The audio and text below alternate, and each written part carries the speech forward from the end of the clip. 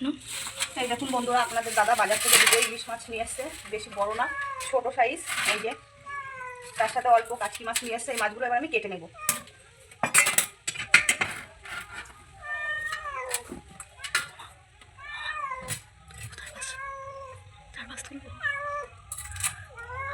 বিড়ালটা এসছে।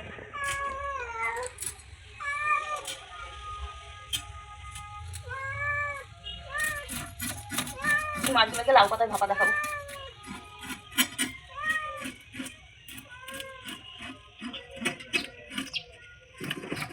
বেশি বড় না, ছোট ছোটই আছে।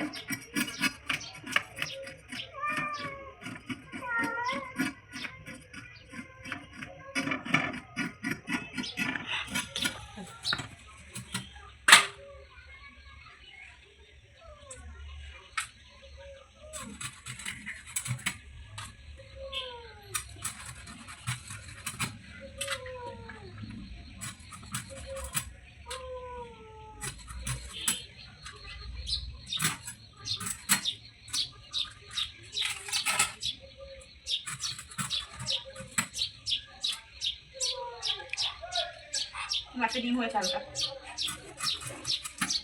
ডিম হয়েছে মাছটা।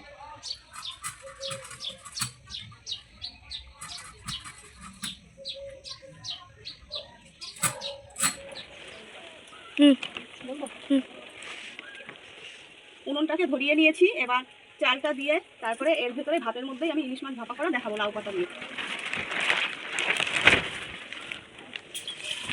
কম জল দেবো, বেশি জল দেবো না।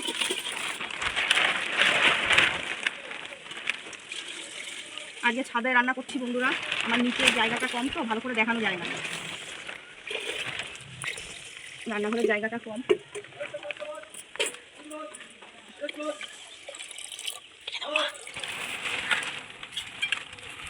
সামান্য জিরা নিয়ে নেব, আদা আর কাঁচা লঙ্কা দিয়ে বেটে নেব।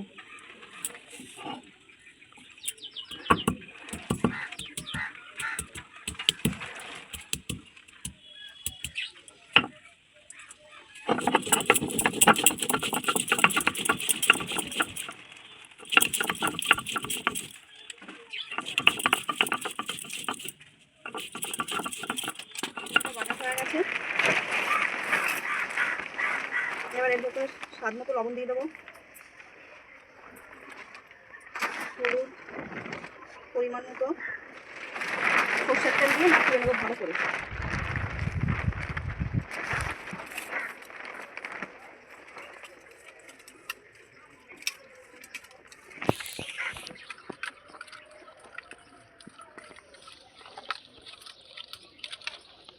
মাখানো হয়ে গেছে। এবার লাউ পাতা,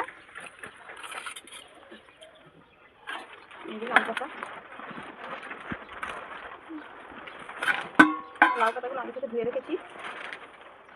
এবার গুছিয়ে মাছগুলো দিয়ে দেবো।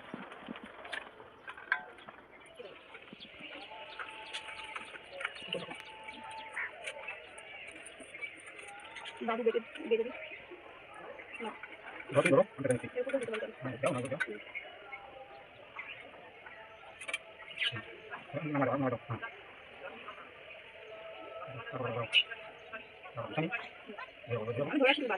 বাবু করে টাকা আপনি আবার দেবো ঠিক আছে।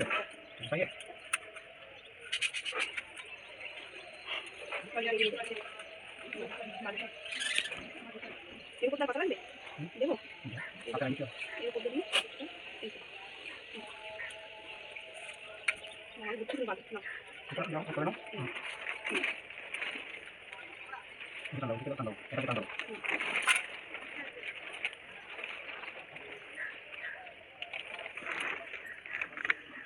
না ঘুরে কিছু করো।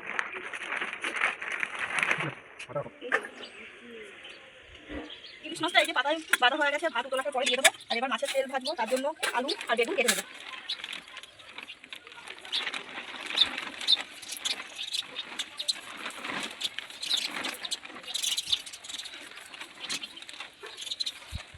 ছাদে না হাওয়া দিচ্ছে।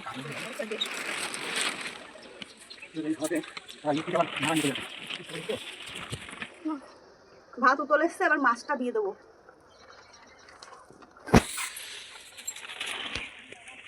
জালটা আস্তে আস্তে দেবো।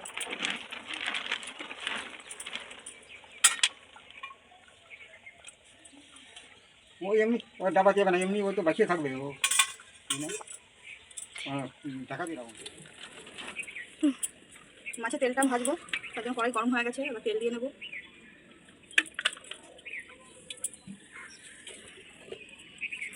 রোদ্দুরও উঠেছে বল।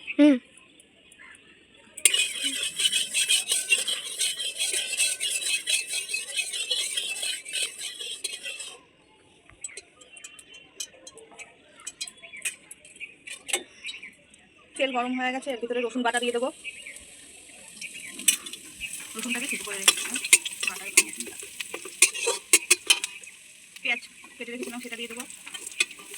এবার ভালো করে নাড়িয়ে দেবো।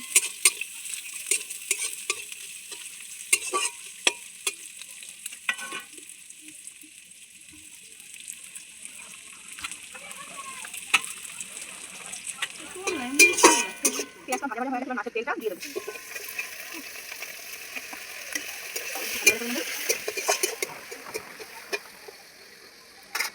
আলু বেগুন কাটা ছিল দিয়ে দেবো। বেগুনটা একদম কচি সুন্দর বেগুন।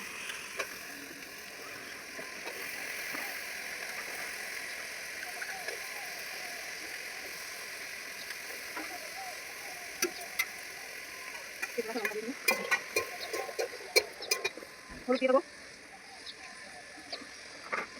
স্বাদ মতো লবণ দেবো।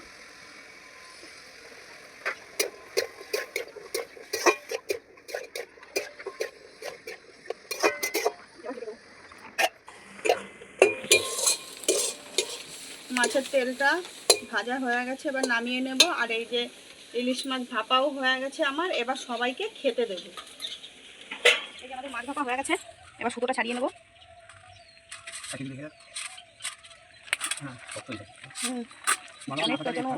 হয়েছে না, নাহলে তো থাকবে না, বেরিয়ে যাবে।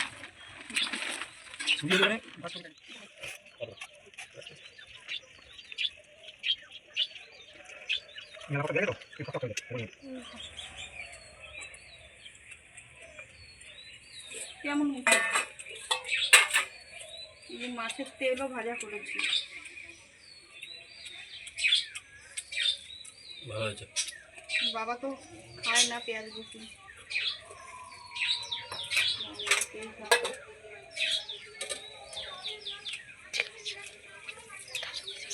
বাবা ভালো আছে? ভালো হয়েছে, খুব ভালো হয়েছে।